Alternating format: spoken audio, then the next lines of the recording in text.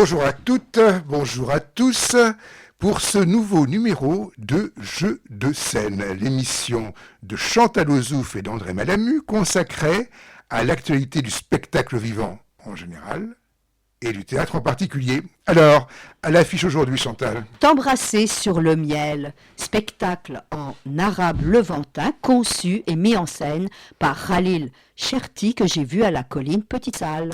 Par la fenêtre d'un certain Georges Feydeau, mise en scène d'Aura Coben au théâtre Darius Milhaud. Le golem de Amos Gitaï dans la mise en scène de Amos Gitaï à la Colline Grande Salle. Et tu as vu aussi, Chantal, OVNI rêveur, le corps éparpillé dans la tête de Babouyek, avec Babouyek, et c'est une mise en scène de Léna Pogam au théâtre La Villette. Les Petits Chevaux, une histoire d'enfant des Lebensborn que j'ai vue au théâtre des Gémeaux parisiens. Une variation des Trois Sœurs d'Anton Tchekhov, Dolorosa de Rebecca Kricheldorf, dans la mise en scène de Martial Di Fonzobo au théâtre du Rond-Point. Alors, t'embrasser sur le miel, c'est où le miel ? Écoute, tu vas le comprendre parce qu'il y a une intelligence scénographique dans ce spectacle pour évoquer la situation de la Syrie. Et donc, c'est une fiction, Emad et Siwan qui vont communiquer par vidéo interposée et ils vont pas se contenter de se raconter, de raconter leur quotidien ou de donner de simples nouvelles. Ils vont s'inventer des petits spectacles. Et ils se filment l'un pour l'autre. Alors ces petites scénettes, elles relèvent toutes d'une certaine ironie tragique. Et moi, j'ai adoré cette distanciation qui ne nous empêche pas par ailleurs de ressentir la violence de la situation, mais ça met au cœur du propos cynique l'imagination qui devient un moyen de résistance morale, physique, intellectuelle face à la guerre. Alors, il y a quelques petits exemples que je pourrais donner de distanciation. Alors j'ai bien aimé quand lui, le gars, parle des éphémères. Du temps des dinosaures, ils ont tous les deux un bulletin de météo très original où tout le vocabulaire spécifique de la météo est utilisé pour faire un état des lieux de la violence du régime. Il y a un dispositif de Khalil Cherti qui est excellent. Je ne l'avais pas immédiatement compris. Donc la salle des spectateurs est séparée en deux. Et donc, moi, j'étais du côté où je voyais la comédienne sur scène et le comédien sur l'écran. Et ceux de l'autre côté, eh bien, c'était l'inverse. Et tous les deux sont dans leur appartement respectif. Donc j'ai mis vraiment beaucoup de temps à réaliser qui se trouvait derrière le mur. Alors tous les deux, ils vont être obligés de jouer en synchro et on va le voir dans une scène remarquable, la scène de la moto. Il y a un moment où on va y avoir une bascule, un retour à la réalité que j'ai trouvé assez violent pour moi, qui dérange, parce que ça modifie ce dispositif à la fois concret et métaphorique. Le mur tombe et c'est quand la guerre les sépare qu'on les retrouve réunis sur scène. Donc c'est très très bien joué, parce que les deux comédiens, alors Rim Ali est une comédienne syrienne reconnue dans le monde arabe, elle est capable de s'exprimer dans tous les registres et elle va avoir des scènes où elle mime plein de personnages. Omar Ali Jbaï, et lui, il a eu un parcours de vie assez difficile puisque son père avait été traqué en Syrie, il a vécu au Liban pendant 7 ans, il est venu en Turquie et c'est après l'explosion de Beyrouth qu'il est allé en Turquie. Bon, moi j'ai envie de les revoir vraiment comme en tant que spectatrice sur scène et j'ai découvert un metteur en scène, Khalil Cherti, qui vient du cinéma. D'ailleurs, il avait fait un court-métrage qui s'intitulait T'embrasser sur le miel. André, donc, par la fenêtre de Feydeau. Oui, c'est Aura Coben qui met en scène cette pièce de Feydeau. Alors, Ils sont deux personnages hein, qui vont être joués respectivement par Paul Nicolas et Dorian Émérite. C'est un avocat qui est chez lui et que sa femme est partie. Alors, on ne sait pas très bien, elle est partie en famille. Il est tout seul et donc il se fait son petit repas tout seul et débarque sa voisine. Et sa voisine, elle essaie de le manipuler pour qu'il fasse croire au voisin qui est de l'autre côté de la fenêtre, donc il faut se mettre devant la fenêtre, faire croire qu'elle a une aventure avec lui. Mais évidemment, lui, il n'a pas du tout envie d'avoir une aventure avec elle, donc elle va essayer de le manipuler, puisque l'idée, c'est quand même, et c'est ça la mise en scène, et c'est ça que j'ai trouvé très très intéressant, c'est l'idée des marionnettes. Hein. Chacun devient, à un moment donné, la marionnette de l'autre. C'est la première pièce de Feydeau, et alors justement, ce thème des marionnettes, il y a même quelques petites marionnettes aussi sur scène, etc.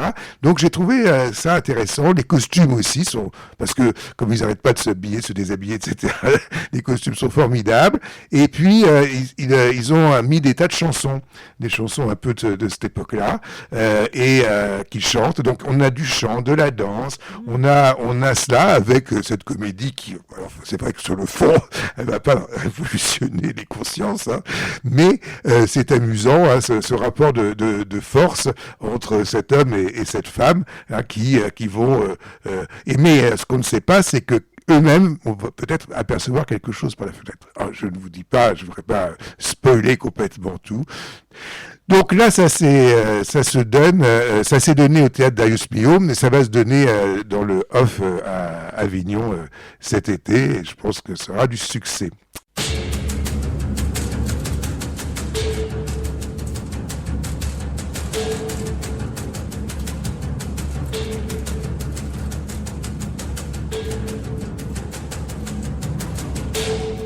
Chantal, nous sommes allés voir Golem.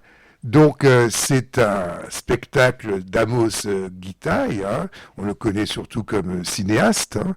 Mais lui il se définit surtout comme architecte quelque part. Chantal, raconte-nous un peu Golem. Oui, si ça se raconte. Oui, ça se raconte. Si, quand même, on peut parler d'une figure légendaire hein, qui a été construite à partir des textes kabbalistiques. C'est une parabole. Hein.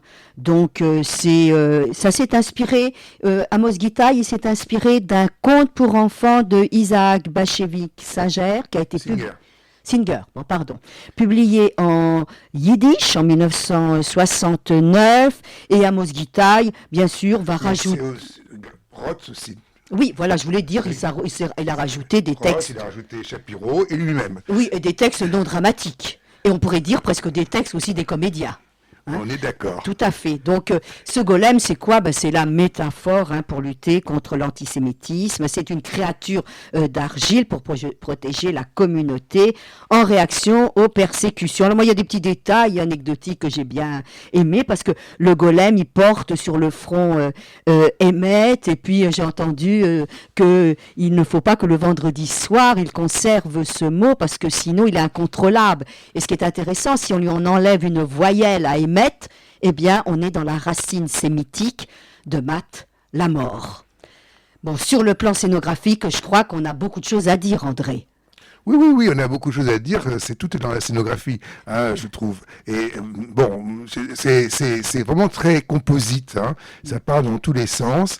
L'unité, c'est peut-être justement cette scénographie. Il y a aussi de la musique, hein, des lumières, bon, il y a quelque chose, il y a un côté spectaculaire que j'ai bien aimé, tout en ayant quand même la capacité de constituer des endroits plus intimes. Donc j'ai trouvé qu'il y avait quand même une certaine... intérêt justement dans cette scénographie. Oui, elle est très spectaculaire parce que qu'est-ce qu'on voit? On voit des pans de murs qui tombent. Il a un regard de plasticien et d'architecte. Et la vidéo, moi j'ai bien aimé parce qu'elle crée un paysage dramatique et puis elle donne de la profondeur, de l'élargissement au propos. Et puis il y a quand même des scènes jouées. Il y a Michel Lescaut. Qu'est-ce qu'il va jouer? Il va nous montrer une mascarade de la justice quand même. C'est extrêmement intéressant. La musique, il faut dire que c'est la musique, alors qu'on entend de la musique, on entend Sophie Leleu à la voix et à la harpe, il y a Dima Dawab, Zoé Fourré, Marie Picot, et cette musique, ben, c'est la fraternité incarnée, parce qu'on est dans toutes les langues, on va entendre de l'arabe, de l'espagnol, de l'allemand, du yiddish, et le golem, il est pas mal le golem, hein. C'est un acteur, il a la stature quand même qu'il faut pour représenter le golem. Donc moi j'ai trouvé que c'était très intéressant parce que c'est à nous. Moi je trouvais ça intéressant dans un premier temps, mais je dois dire qu'au bout d'un moment je partais un peu dans tous les sens parce que je trouvais que justement, moi que je joue au théâtre, j'ai besoin d'une progression dramatique que j'avais pas là. Voilà. Donc bon, j'ai fait un petit sonnet quand même que je vais vous lire. Donc ça s'appelle Golem et Golem Amos Gitaï, ça me sert d'initiale pour chacun de mes vers. Donc Golem d'Amos Gitaï, fait de sons et lumières, où l'on chante, où l'on danse, illustrant des récits, légende du golem, né de juives chimères, être de servitude en de yiddish écrits. Mais le juif est coupable de toutes les manières. Au tribunal encore l'ont mené les ondits. Mourra-t-il en dépit de toutes ses prières, ou saura son golem relever les défis? Scénographiant les temps des ghettos, des pogroms, Gitaï nous emmène bien loin des décorums. Il recrée un patchwork coloré et divers. Taillé de texte en film au détour d'un regard, alliant Shapiro à Roth et à Singer, il arrive qu'on rêve un peu dans le hasard. Oui, ben c'est très bien parce que moi je revois le spectacle et puis c'est vrai que c'est une dramaturgie allusive et qu'en fait avec toutes ces histoires on pense à des situations actuelles et on pense à Gaza. Hein. Ça c'est ce que veut Amos Gitaï aussi. Bien sûr, une petite allusion à la fin du spectacle et puis on connaît la position engagée d'Amos Gitaï sur ce terrain.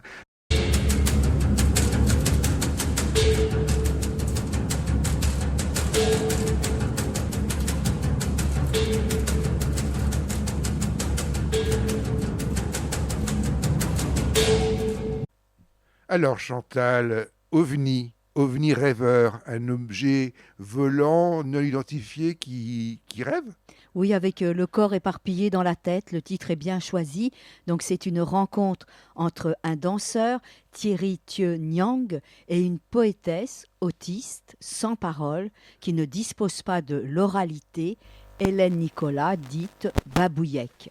Elle est autrice, elle écrit des poèmes, des romans, des livrets d'opéra, et OVNI rêveur, le corps éparpillé dans la tête, eh bien, est le spectacle auquel elle participe. Alors, au début, on va assister à une sorte de démonstration avec l'aide de sa mère, de la méthode qu'elle utilise pour exprimer ses idées. Il faut savoir qu'elle a été enfermée dans une institution jusqu'à l'âge de 20 ans, et sa mère l'a retirée de cette institution et a trouvé une bonne méthode de l'être magnétique pour que Babouyek puisse exprimer ses idées. Alors elle va nous écrire une belle phrase de réflexion sur le théâtre. Bon, par la suite, ces textes ont été enregistrés et seront dits par Arthur H. et projetés sur l'écran.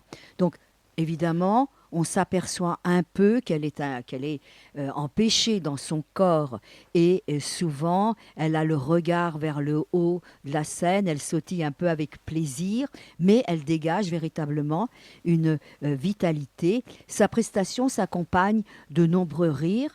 On aura un duo de danse, certes elle est un peu statique, un peu immobile, mais elle est en confiance avec le danseur Félicien Foncino, et cela fait un duo très sympathique avec des moments d'enchantement. Hein. Bon, il y a une autre chose, elle est parfois attirée par l'ombre, alors je ne sais pas si c'est prévu dans la scénographie, dans la dramaturgie, mais en tout cas elle s'installe de nombreuses fois au premier plan dans le public. Elle est très belle, en fait, elle est transcendée. Sa différence se trouve transcendée par le travail de Léna Pogam, et elle est belle dans son tutu blanche. Sa poésie fait rêver parce qu'elle est cosmologique et on est toujours sur les rives de l'inconscience. Son vocabulaire est extrêmement valorisé. Donc, c'est un spectacle différent avec une autrice, actrice différente, mais comme je l'ai dit, valorisée par une belle scénographie, une belle mise en scène de Léna Pogam et le danseur Félicien Foncino.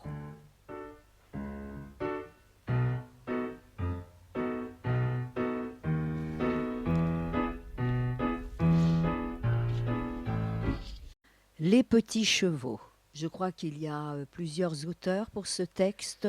Oui, c'est important parce que l'un des auteurs est touché par la question et donc c'est à partir de ses interrogations et son enquête qu'a pu se faire ce texte qui repose évidemment sur quelque chose de documentaire puisqu'il s'agit des petits chevaux, une histoire d'enfant des Lebensborn.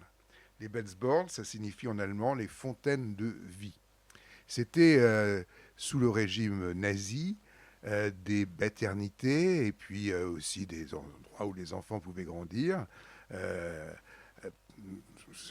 que leur mère abandonnait parfois, à condition qu'elles fussent de belles petites ariennes avec pour père de bons petits ariens, puisqu'il s'agissait de donner à la nation de quoi, évidemment, renouveler et amplifier cette race merveilleuse qu'est la race aryenne, évidemment, et qui doit se défendre de toutes ces races épouvantables, dont la pire, évidemment, est la juive. Donc, là, ici, on a cette enquête qui va se faire dans ce texte.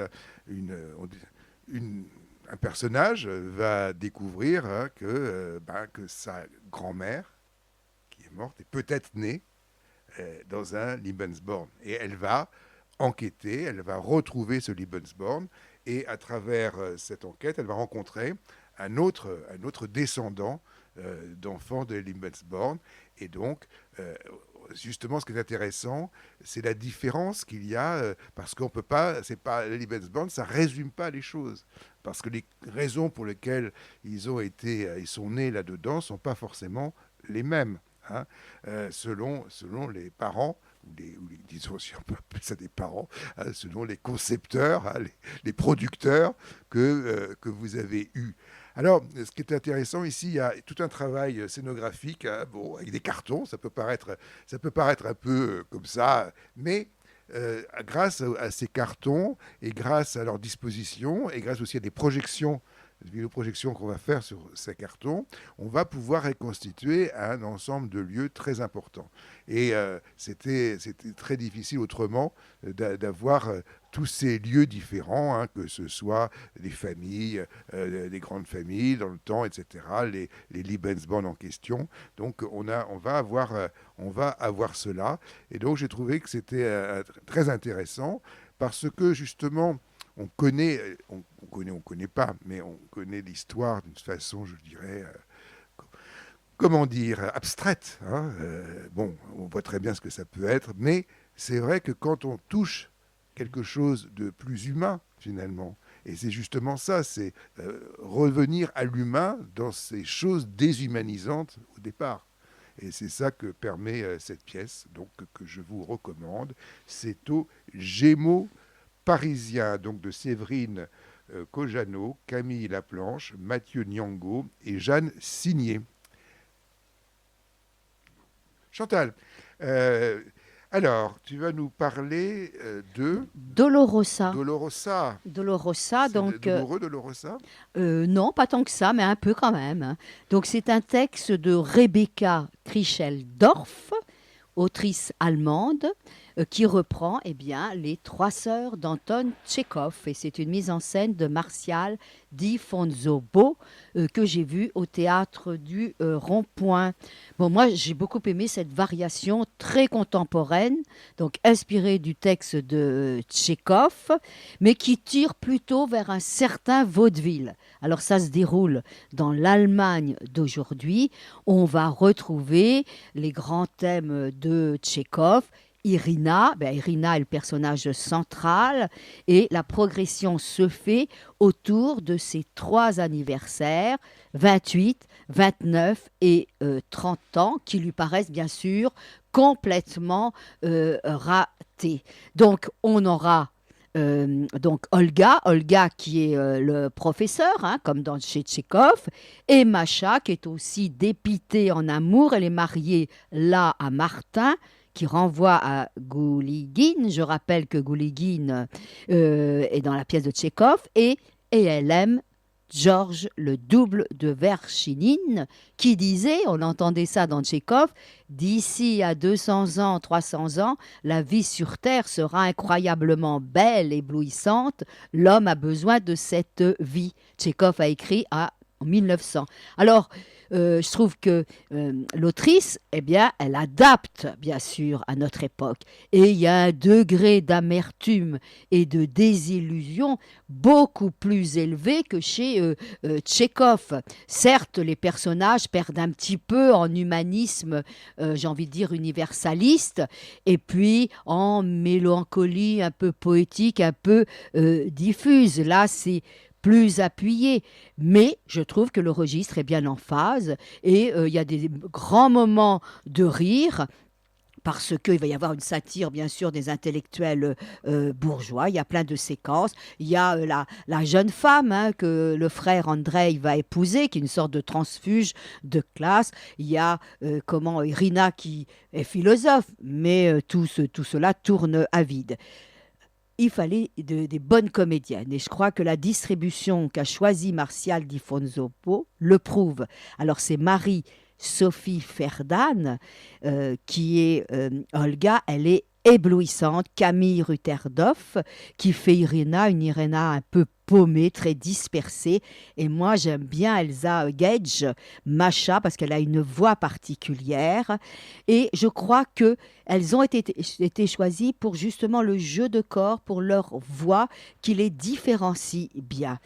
Il y a au niveau scénographique de jolis détails. Par exemple, il y a l'arrivée avec Verdane, qui tient un chandelier qui est sur le devant de scène et qui va dire quelques phrases de Tchekhov, et ça sera repris par la fratrie. C'est de notre époque, comme le montre le décor, avec des illustrations qui sont de l'écologie un peu décalée, où on voit des ours dans la piscine.